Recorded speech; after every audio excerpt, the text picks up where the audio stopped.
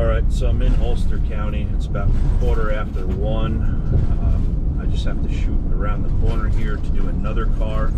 Did a whole bunch of jobs down here today to get them out of the way. Shooting over. I'm going to do this 14 Ram. I think it's either lost key or no key. I didn't really ask. They just called and said they needed it done. So I'm going to do that, and then I have to shoot back up. We have to fix a couple of combination locks, and I have to play it by ear from there, what I'm going to do next, and what kind of priority the other calls have.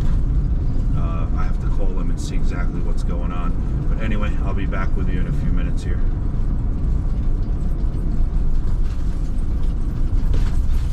Alright, so this truck is in the detail shop.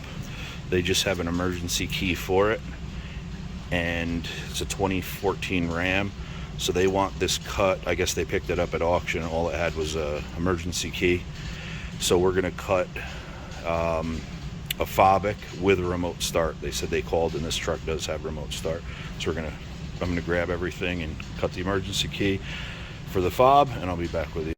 All right, so this was the original, this is the extra that we're cutting. I'm gonna plug this in, turn this on, hit immobilizer, accept, dodge,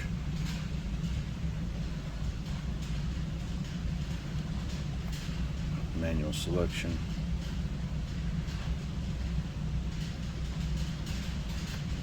North America, Ram 13 to 17, fobic, yeah, okay.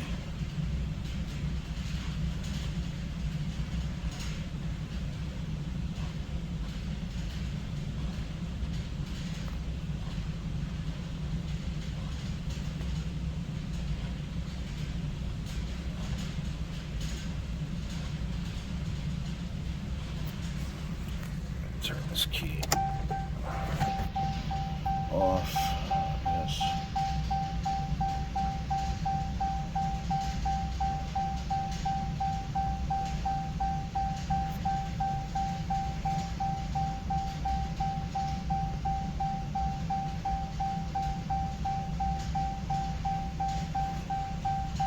No.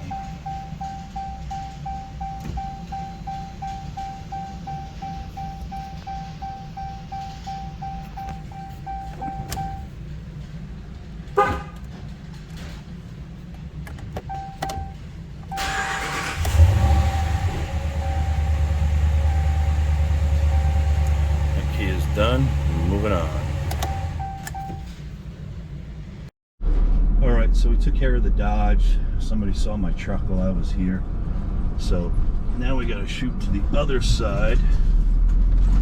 About 5 miles away, he's got a van, and he has an ignition key. He has no door key. He went to the dealer, he got a key made, and that didn't help, so he wants me to stop by and make him a door key. Anyway, I'll be back with you when we pull in over there. Alright, so it's actually a Suburban. It's over here on my right hand side. I'll be back with you here in a minute. I'm going to have to leash you read this door out. Alright, so even making a key for this doesn't do anything. So the rod is off on the back. Alright, so I took care of that truck. It was actually the Chevy Trailblazer further back behind the Tahoe. Leashed a key for the door. The ignition key was different than the door key, and made the door key, and the door still wouldn't open. It's just flopping around there. The linkage must be off the back. So I just long reached the door open. I popped it open, and he's going to take it to his mechanic and let his mechanic put the rod and stuff like that back on. Anyway, it's beautiful here today. It's about 62 degrees, and I am headed back to Fallsburg. We got to take care of a couple of combination locks that need some type of adjustment. The guy said they're working a little tight. Anyway, I'll be back with you when we get to Fallsburg. Alright, so I just pulled in on the unit that I have to adjust. I will be back here with you shortly. Okay, so this is what we're looking at. I put the combination lock in originally but they took the silver knob off the bottom and they put a new entry in there. So now when this door closes, now the combination lock won't lock all the way in because you have the secondary lockout pin on there. So I just have to adjust this so it's correct.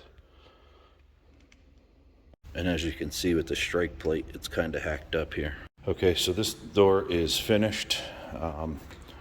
What I did, I just adjusted this down and put some longer screws in here because the holes were all wallowed out there. So now when this closes, it's absolutely perfect. All right, so this door, because they put a new knob on the bottom and it didn't hit right in the hole, now the tailpiece is broken off in the lock, so I'm gonna have to change that. All right, so with this, somebody obviously bound it up because they snapped the tailpiece off way down. And then they got in here with a screwdriver and actually broke the latch. When that is closed and the latches are retracted, this is supposed to be straight across. And I can't even turn this with a regular screwdriver, so I'm gonna have to change the latch also. Okay, and this is the new latch. If you look at that, this is straight across, it's correct. This one is up and down, and you can see where they were in there with a screwdriver. And right here, cranking on it. And now this latch broken right off, and the broken piece of the tailpiece isn't in the lock either, so I'm going to put this new tailpiece in there. All right, and to change this, you pull the 4 screws out, this comes out, this tailpiece will literally just drop out, drop the new one in, cover goes back on, spin this, and that'll drop right in, right there. And we're going to put our 4 screws back in, and we're done with that. Okay, so the tailpiece is changed in this, and the latch, when this door closes, perfectly smooth. All right, so we're done here. I have to shoot to Swan Lake. I have to take care of that house that was next door to the mailboxes that I looked at the other day. I'll be back with you as soon as I pull in.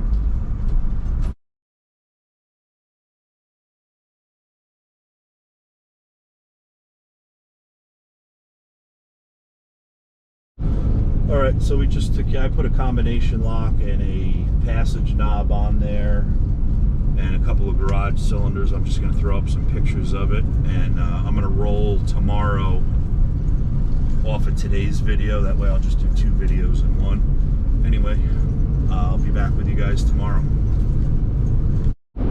Alright, so I got a bunch of morning stuff out of the way. It's now about 1 o'clock. I don't know how much I'll be able to film today. I'm going to knock out a couple of jobs here that I can film, but then I have to go into one of the schools to do some work, so it's going to be, I'm going to turn everything into one video. I don't know if it's going to be 3 days in one, 2 days in one. It depends on how much I film. But we're headed to rekey a building right now. They had 3 or 4 stores in it, and they opened it into one store, and he's only got keys for a side door and a front door. So we're going to go rekey that, and I will be back with you here shortly. All right, so this side of the building, that storefront and that storefront are getting keyed alike, and then there's 4 more along the front. But I did a few of these over time. Like this has a regular screw in it. I'm going to change that out. Bolt's been cut down so it didn't hit the wood in the side, but it's got a silver thumb turn on it. I'm going to change this out. All right, and this I have to change the regular screw out in. And half-ass lock and key must have been here before me because they never put a set screw in there, so I got to put that in. All right, so I got a set screw back in there and the new cylinder with a much nicer collar. All right, so that's the door and all the brown. I changed that regular screw out for a brown screw. It's perfect. Next door is an old US lock and a US lock thumb turn on it. Not mine, somebody beat the hell out of it with a pair of pliers, but I'm gonna change the outside cylinder. All right, so this door is all set, got a new cylinder, and everything's oiled up nice. And we got 4 doors in the front. This door, this door that I've done before. We have that door. And this door that I've done before. So this front is all done. New cylinder. Unstippled. This door I reused the old US lock, it was fine. This door, new cylinder.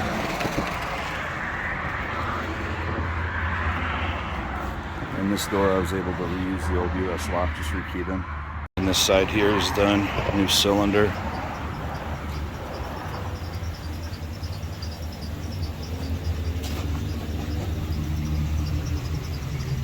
And this door with a new cylinder. Right, so on the back of this building, we keyed the quick set knob and deadbolt. And this door, we're keying the knob and deadbolt. It's all keyed, but as you can see, it's just one of those doors. Right, so I just fixed this door. Now it closes, and the deadbolt locks, and the knob works perfect. And this building is finished. Alright, so we took care of the 8 doors in that building, and I have to run to one of the local schools. I have to adjust a couple of doors and put 2 closers on. I am not going to film that, and I will be back with you after that for the next job. Alright, so we took care of the school, got out of there just in the nick of time before everybody poured out the doors. Just adjusted a couple of panic bars that weren't closing 100%. Mostly just oil and a slight adjustment, and adjusting the closers so that they close every single time. You know, with all these threats and stuff in the schools, they have to close and close positive every single time. And then I put 2 door closers on 2 other doors. It's now 3:15. I am headed to South Fallsburg. I got to fix another panic bar on a Schul, and just have to see exactly what's going on with that. I have no clue. They just called me and told me to. They sent me a WhatsApp and told me to fix the door, and you know, we're just gonna run with it from there. I mean, I have no clue. They just said the door's not closing. Can you get over there and fix it? All right, so I just pulled into the Schul. I have to fix the doors on the side. It's something that the builders put in there, the panic hardware on this actual building. So I got to see what they did and what's going on. All right, so this is the doors we got here. At least they have through bolts in them. But what we got, nothing but the best. All right, so there's the screws and the through bolts, but I'm just going to try to retighten this and see how it works. All right, so this wasn't too bad. I just tightened up the screws on it. It locks in, but I'm gonna move the strike back because it does have quite a bit of slop in it still. All right, so this is finished now. I did take those screws back out of there, and I put a drop of blue thread lock on each one, blue, not red. So now when this closes, it's perfectly tight. And I got the screws correct because they had the wood screws where the pan heads belong, and they had everything jumbled up. But now when it closes, perfect. All right, so I finished up that panic bar, and actually, I spoke to the Fob Father on YouTube, not too far away from me. Pretty good guy. I enjoyed the conversation we had. But it is now 5:25. I'm headed home. I appreciate you guys watching, and don't forget that thumbs up.